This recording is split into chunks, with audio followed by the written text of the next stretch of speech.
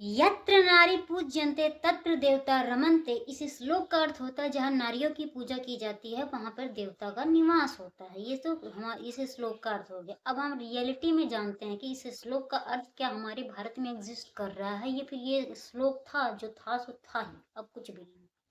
तो आज हम इस वीडियो में इसी चीज से रिलेटेड बात करेंगे, कॉलेज रैगिंग। कॉलेज रैगिंग और रेप।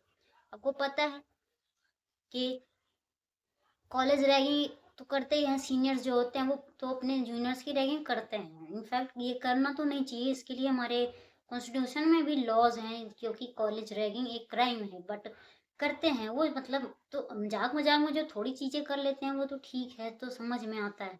पर अभी आपको पता होगा, आपने सुना है, पिछले साल की बात है, ये हम वीडियो अभी शूट कर रहे हैं, दिसंबर 26 दिसंबर की बात है। तो देखिए, हिमाचल प्रदेश में आपने सुना होगा, धर्मशाला में एक सरकारी कॉलेज में एक 19 साल की दलित छात्रा पढ़ाई करती थी। तो वहां पे 3 उसके सीनियर्स में लड़कियां थी। लड़कियां जो कहते हैं कि लड़कों से लड़कियों को खतरा है, लड़कियों को, यहाँ पे आप देख लीजिए, लड़की लड़की की ही दुश्मन है। कहने की बात है कि आपके दुश्मन कोई भी हो सकते हैं, ये बात तो सही है भैया। लड़कियां लड़कियों से दुश्मन। तो 3 लड़कियां थी, क्या नाम था उनका, हर्षिता, कोमिलिका और एक का नाम था आकृति। इन तीनों ने मिलकर, जैसे जूनियर सीनियर है तो अपने जूनियर को परेशान करते हैं, इन लोगों ने उसे मारपीट की थी, उससे मारा वरा था उसको। और एक प्रोफेसर थे अशोक कुमार, उन्होंने उसके साथ मतलब सेक्सुअल कुछ हरासमेंट किया होगा। तो उस चीज से रिलेटेड सितंबर मंथ में ना, जैसे कॉलेज से कॉलेज में कंप्लेन करी गई। तो कॉलेज का आपको पता ही है, ये चेयरपर्सन करते हैं कि अपनी कॉलेज के रेपुटेशन बचाने के लिए उस चीज को खारिज कर देते हैं, कहीं ऐसा नहीं हो तुम्हारी गलती होगी, ये होएगा वो होएगा, ऐसा करते हैं। अगर खुद की बच्ची होगी जिस दिन ना, उस दिन इन लोगों को समझ में आएगा ना कि कितनी बुरी चीज होती है जब ऐसा होता है। जो ये लोग मानते नहीं अपने कॉलेज को रेपुटेशन बचाने के लिए, इस चीज को माना नहीं होगा उन लोगों ने। देखिए, अगर ऐसा कुछ होता है किसी के भी साथ ना, तो वो मेंटली जो होता है, मेंटली डिस्टर्ब हो जाता है। हर एक इंसान की बात होती है, डिप्रेशन में चला जाएगा। किसी भी लड़की के साथ अगर ऐसा हो रहा है, उसे सेक्सुअली हरेसमेंट किया जा रहा है, तो कोई भी लड़की होगी भैया, वो डिप्रेस्ड हो ही जाएगी। ऐसा हुआ, वो मेंटली डिस्टर्ब होगी, जिस वजह से वो डिस्टर्ब होते होते आपको पता है कि कहाँ से कहाँ इंसान हो जाता है, क्योंकि पूरे शरीर को तो कब यही करता है। अगर यही खराब होगा तो फिर धीरे धीरे वो उतर से, फिर अभी उसका इलाज चल रहा था वहां पे लुधियाना में। तो 26 दिसंबर को इसकी डेथ हो गई। तो उस बेसिस डेथ होगी, तो 1 जनवरी को 2026 में एफआईआर हुआ, तो जिसमें उन लोगों ने कहा मतलब जब तहकीकात होना चालू हुआ तो फिर पता चला, अभी इस चीज में कुछ हुआ नहीं, मेरे को लगता है कुछ होएगा भी नहीं, क्योंकि ऐसा कुछ होता ही नहीं। बस केस चलाएंगे, 2-4 दिन जेल में रखेंगे, बेल दे देंगे, छूट जाओगे, जाओ भैया आराम करो। ऐसा हमारे भारत का कानून है जहाँ पे लड़कियां सेफ नहीं है।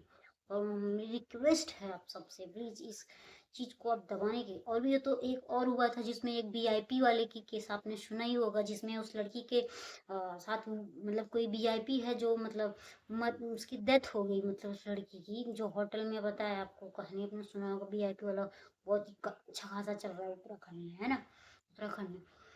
तो देखिए, ऐसा होता है। और जो कि ये रैगिंग जो लोग करते हैं ना, इससे हम आपको एक चीज बता देते हैं, हमारे कॉन्स्टिट्यूशन में इसके लिए जो लॉज हैं वो आपको बताना हमारे लिए बहुत जरूरी चीज। जैसे उत्पीड़न और यौन उत्पीड़न और जानबूझकर चोट पहुंचाने जुड़ी हमारी भारतीय न्याय संहिता, जो पहले आईपीसी थी, उसको धारा 75 और 115 क्लॉज 2 और 3 सब क्लॉज 5, और हिमाचल प्रदेश की भी एक शैक्षणिक संस्थान है उसी के तहत और एक्ट 2009 की धारा, इन सब के तहत उसके खिलाफ, उन लोगों के खिलाफ ये एफआईआर दर्ज करा गया है। ये सब एक्ट्स हैं, लॉज हैं, जिसके वजह आप ऐसा कुछ कर नहीं सकते, ना रैगिंग कर सकते, ना जानबूझ के किसी को परेशान कर सकते। एक हिसाब से यही हुआ ना, रैगिंग कर रहे हो, जानबूझ के परेशानी तो कर रहे हो उसको।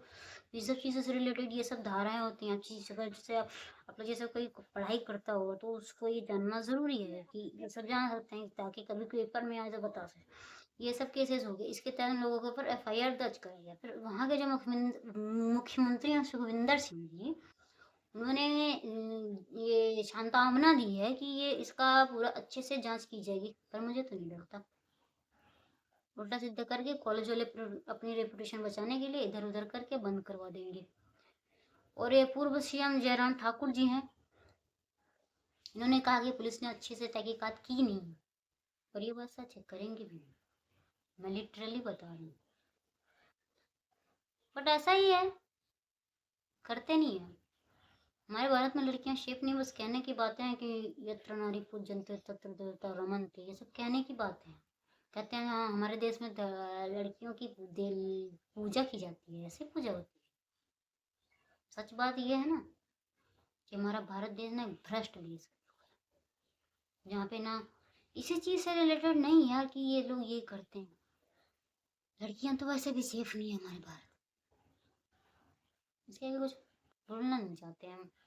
अब बस ये मेरे को मेरा मन था इस पे बहुत दिनों से था वीडियो बनाने का, पर मतलब बना नहीं पा रहे थे, मेरा टाइम नहीं मिल पा रहा था, क्योंकि पढ़ने वाले बच्चे हम भी हैं और कॉलेज जाना होता है, फिर कॉलेज से आना होता है, फिर खुद मैनेज करना होता है सब कुछ। एक तो ठहरे गांव वालों के पास और भी काम होते हैं, आपको पता ही है। तो मिलते हैं किसी और वीडियो में किसी और टॉपिक के साथ, तब तक के लिए जय हिंद जय भारत। हाँ, सेफ बी सेफ।